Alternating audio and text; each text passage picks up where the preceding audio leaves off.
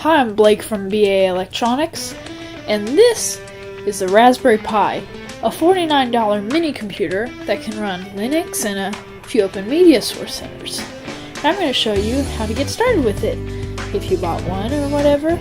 This is the old version that I have. They have newer versions which have more USB, faster link, and just better. But I have the 2011 version. It's basically the same for every single version, so let's get started with it. There are a few things you need to get started with your Pi. First, of course, your Raspberry Pi. It doesn't matter which model, just has to be one. Next, you'll need an Ethernet cable connected to your router or modem. And finally, you'll need an SD card, at least 8 gigabytes. You'll also need a keyboard, mouse, and a monitor. It doesn't matter if it's HDMI or composite, it just needs to be one of the two. You'll also need a USB charger with a micro B connector that can supply at least 5 watts of power. First, plug the SD card into any standard computer. Then go to raspberrypi.org/downloads and click on the Noobs section. Download the zip file, and it should download to your downloads folder, wherever that might be. Now you need to install an application called SD Formatter. It will prompt you to enter your administrator password, and down at the bottom, specify name of card, type in boot.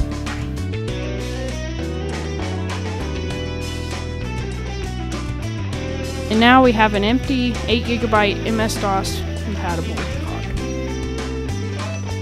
Now expand the volume that you downloaded and you'll see a bunch of files. Copy all those files to your SD card. This will now become your Pi's system disk. Finally, stick the card that you just put all those files on into the Raspberry Pi. It will act as your system disk. For a first-time boot, you will need to connect pretty much everything to the Pi. After the first-time boot, you can start to unplug things. But for now, we'll connect first the Ethernet cable, the USB hub with your keyboard, mouse, and optional Wi-Fi card. The Wi-Fi card isn't required, but I have a Wi-Fi card. You also need to plug in your monitor. This is required for first-time boot, but you can unplug this later and the Pi will still work as normal. Finally, connect your power cable and it should automatically start. Once started up, Noobs will initialize and you'll be prompted to install some programs. I recommend just installing Raspbian, as it is the only thing required for installation. You can install all the other ones later if you want, but for now, just install Raspbian. It's all you need for now. Then you will have to wait a really long time for this thing to download. I mean a while. It'll take about 30 to 40 minutes to fully download the entire disk image. Once the installation is finished, you will see text scrolling down the screen. This will happen for about 1 to 2 minutes. The screen will go blank and a mouse pointer will show up. It will boot to your desktop. Once booted to the desktop, you can pretty much do anything with the desktop now that it's booted. It has its own version of Microsoft Office, like Library Office or something. This Pi was made in the UK. And it also can play a few games like Minecraft.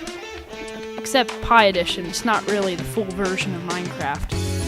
I couldn't really get used to playing this on a system so low-key. It wasn't really a good frame rate, and you can pretty much only play in creative mode, which kind of takes the fun out of the game for me. But nonetheless, it is being played on a 700 megahertz computer with 500 megabytes of RAM. So, you can't complain. I haven't played this game in so long that I can't remember how to blow up the TNT. So thanks for watching this video about the Raspberry Pi. Make sure to like this video and subscribe to my channel. And I'll see you on the next video. Bye.